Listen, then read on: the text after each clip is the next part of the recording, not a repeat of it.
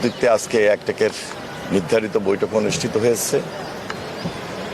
প্রায় 16টি প্রজেক্ট নিয়ে সেখানে বিস্তারিত আলোচনা হয়েছে। এর মধ্যে 7টি প্রজেক্ট অনুমোদন হয়েছে এবং আরও কয়েকটা প্রজেক্ট সেটা নিয়েও আলোচনা হয়েছে, যেটা অবজারভেশনে ছিল।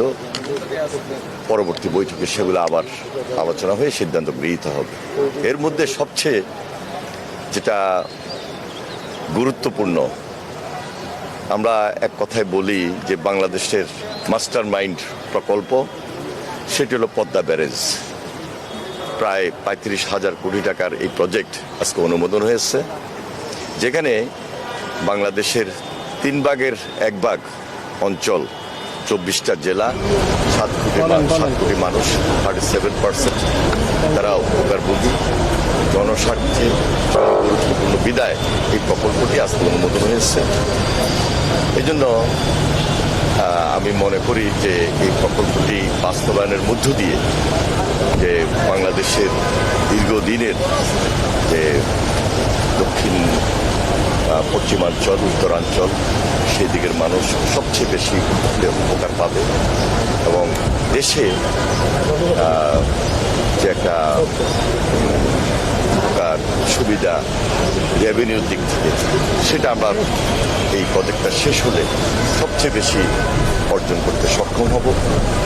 আরেকদিকে আপনারা জানেন যে আর একটা ব্যারেজের কারণে আমাদের ওই অঞ্চল শুষ্ক মৌসুমে, যেখানে 15% পানি আমরা পাই, এটা তো সেখানে একটা শুষ্ক মৌসুমে একটা বিশাল খরার সৃষ্টি হয়। আমরা এই পদ্মা ব্যারেজ করার মাধ্যমে সর্বোচ্চ বেনিফিটটা আমরা ওই অঞ্চলের মানুষকে দিতে পারবো। সেটা কৃষিখাতে হোক, সুন্দরবনের জন্য হোক, যেহেতু প্রচুর লবণাক্ত হয়ে যায়, জলবদ্ধতা তৈরি হয় এবং পদ্মার সঙ্গে যে কানেক্টেড খালগুলো আছে, নদীগুলো আছে, সেগুলো ডিসকানেক্ট হয়ে যায় এবং পানির প্রত্যাহার হওয়ার কারণে এই সমস্ত সমস্যা তৈরি হয়।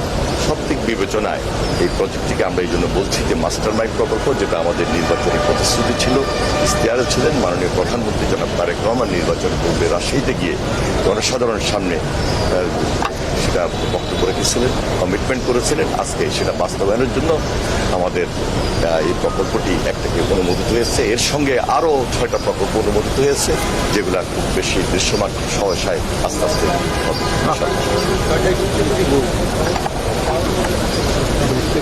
ছয়টার মধ্যে এগুলো কিছু সংশোধিত ছিল।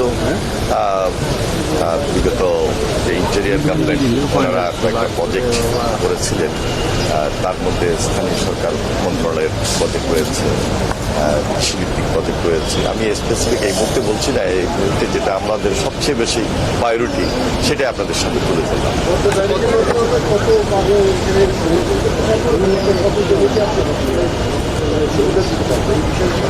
এটা আমাদের সেই যে অঞ্চল, বাংলাদেশের 3 ভাগের 1 ভাগ, যেখানে 7 কোটি মানুষ এর সর্বোচ্চ সুবিধা পাবে। বলা যায় কুষ্টিয়া, ফরিদপুর, বরিশাল, যশোর, খুলনা, ওই অঞ্চলগুলা, সেখানে 24টা জেলার জনসংখ্যা, জনগণকে আমরা সম্পৃক্ত করতে পারবো এবং এর ফলে আমরা যে সুবিধাটা পাবো, এই সুবিধাটা আমি ইতিমধ্যে ব্যাখ্যা করেছি, যার কারণে এই প্রজেক্টটা সবচেয়ে বেশি। এটা সম্পূর্ণ জিওবি ফান্ড, আমাদের গভর্নমেন্ট, আমরা এই ফান্ডটা 7 বছর লাগবে এই প্রজেক্টটা শেষ করতে।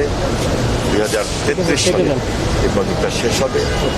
তাহলে প্রতি প্রজেক্টটা যদি 35,000 কোটি টাকার প্রজেক্ট, 535, এক বছর 5,000 কোটি টাকা আমাদের সরকারের জিওবি ফান্ড থেকে এটাকে এখানে এঙ্গেজ করতে। তবে এইটা ফার্স্ট ফেজ। সেকেন্ড ফেজে আরও কিছু থাকবে, যেখানে আমরা ওই অঞ্চলে একদিকে একটা স্যাটেলাইট, 7টা স্যাটেলাইট টাউন গড়ে উঠবে। তার পাশাপাশি সেখানে এই প্রজেক্টের মধ্যে 3টা হাইড্রো ইলেকট্রিক পাওয়ার প্ল্যান্ট রয়েছে। সেখানে নেভিগেশন ব্লক রয়েছে, সেখানে ফিশ পাস রয়েছে।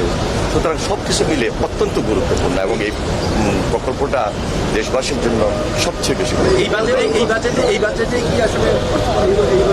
এই যে সামনের যে বাজেট, সামনের যে অর্থ বছর, আমরা তো ইনশাল্লাহ খুব সহসায় আমরা শুরু করবো, যার কারণে আজকে এক থেকে এটা অনুমোদন হয়েছে। 34,494 কোটি টাকা।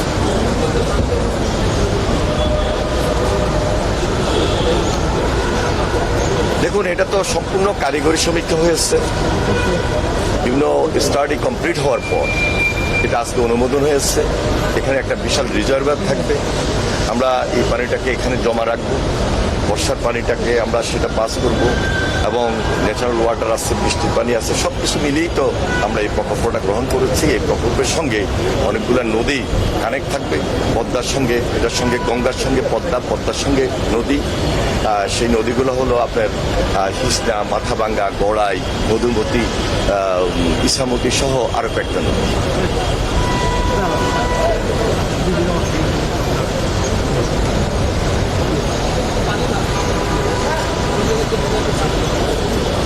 আমরা তো দেখুন যে এখানে আগেই বলেছি একটা টেকনিক্যাল দিক।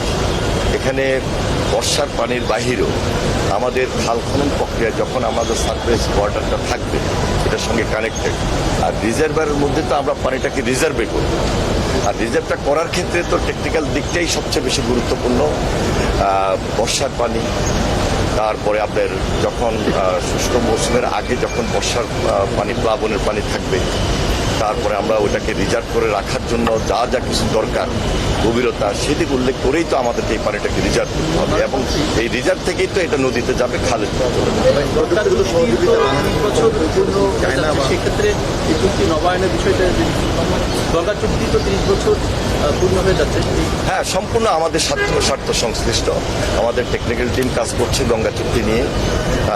আশা করছি যে এই বছরেই আমরা এটাকে রিভিউ করব এবং পার্শ্ববর্তী দেশ ভারত, তাদেরও সেখানে স্টাডি কাজ করছে। সেই জন্য আমাদের যে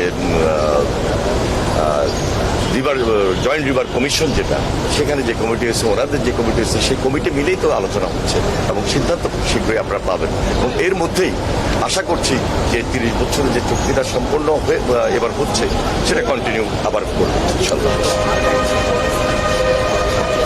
34,000-এর বেশি।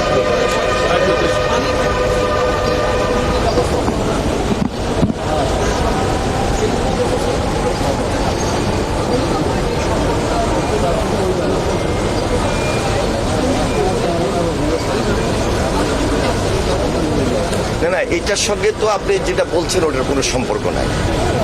এই যে এটা আমাদের সম্পূর্ণভাবে হলো স্বার্থ সংশ্লিষ্ট। আরেকটা ব্যারেজের কারণে যেই ক্ষতিটা আমাদের 1960 সাল থেকে এখন পর্যন্ত হয়ে আসতেছে, আমরা চুক্তি করে পানিটাকে নিয়ে আসতেছি চুক্তির মধ্যে।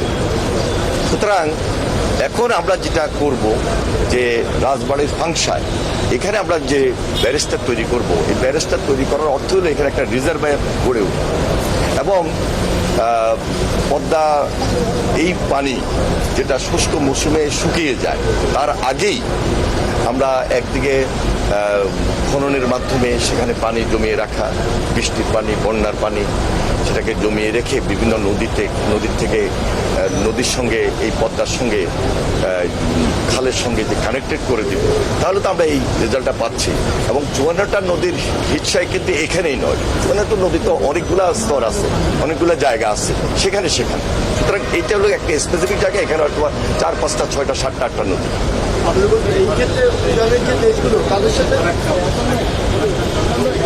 এটা সম্পূর্ণ আমাদের স্বার্থের ব্যাপার। এটা তো আলোচনার খুব একটা প্রয়োজন নাই। যেটা আলোচনার দরকার গঙ্গা চুক্তি, সেটা নিয়ে আমি বলেছি। ধন্যবাদ।